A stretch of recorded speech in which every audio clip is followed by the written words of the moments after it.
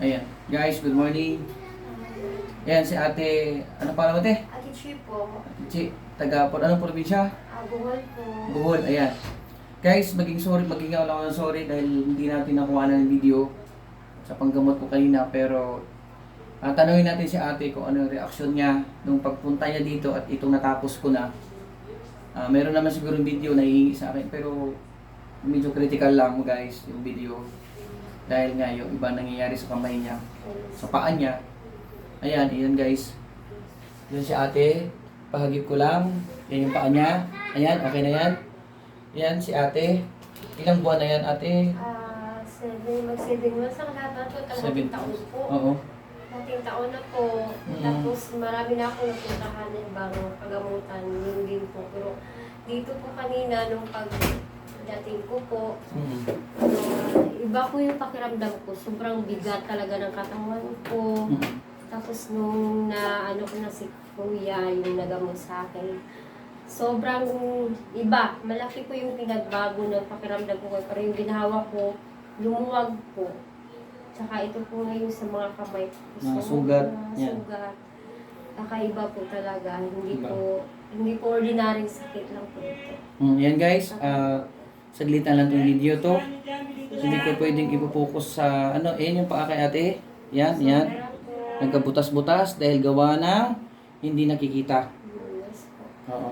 Ayan, gusto ko sana peace of mind na kung sino man ang gumawa. Patawarin niyo yung tao kasi nakita niyo na po nahihirapan.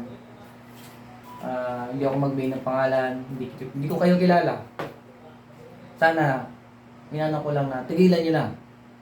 Tigilan niyo na yung mga gawain na ganyan. Tao lang din tayo at kumakain tayo ng namubuhay tayo ng marangal.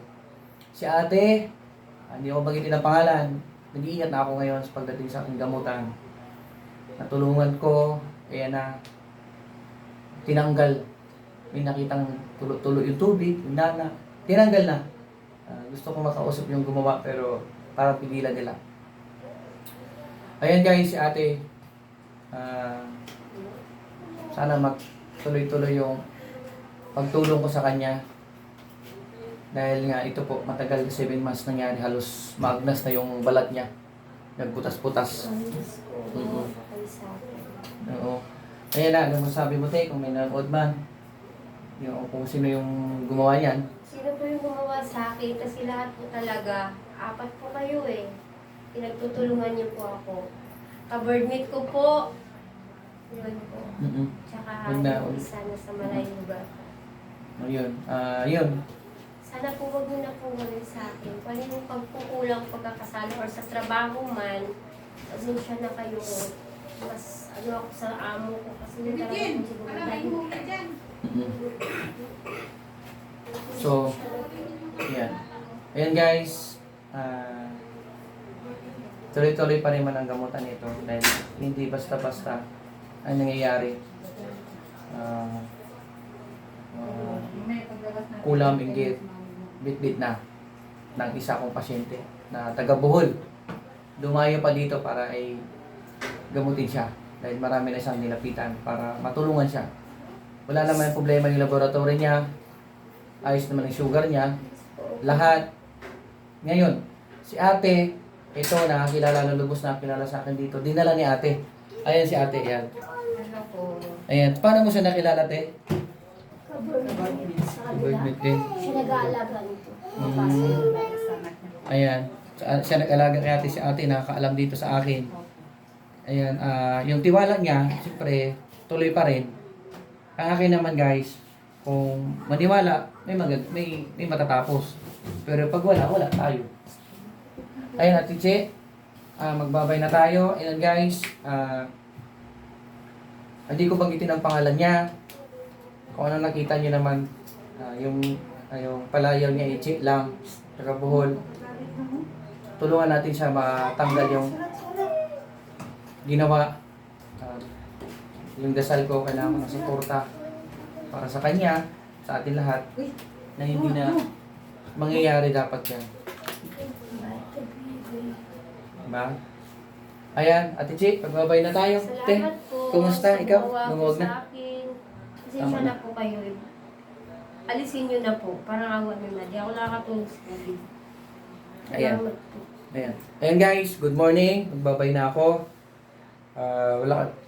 Siguro wala naman ako nabanggit na ano. Basta ang akin lang nagtulong at gumamot. Spiritual healing, nandiyan naman tayo lahat. Wala na magbabago eh. Kung sino naman gusto lumapit ng paggamot, gamutin natin. Bit-bit nyo na ipaniwala, pero pag hindi kayo naniwala, hindi ko kayo matulungan. Diba? Ibang relihiyon ni ate, hindi ko banggitin ang relihiyon niya. Naging dual siya. Catholic naman siya before. Pero hindi ko na banggitin kung anong relihiyon niya ulit ngayon. Pero lumapit pa rin sa akin. Wala namang akong pinipiling relihiyon, o naman Islam man, o naman ang ano, basta ang paniniwala natin. Nandyan kay Ama. Nandyan yung Panginoon na tumitingin sa mga gawain natin. Salamat po. Ayan, babay tayo, te. Salamat. Apo. Ay. Pakiramdam ko. Ubo, parang lumambot. Lumambot. Napahirapan talaga, guys. Again, goodbye. Good morning sa lahat. Nanonood dito. Please, subscribe and like and share. Diba? Salamat po. Yes, i-share ko yung ano niyo. Sige po. Bye-bye. Ate, magbabay na tayo. Ayan si ate. po sa lahat Oo. ng viewers. Oo. Sige, ayan guys. Bye-bye.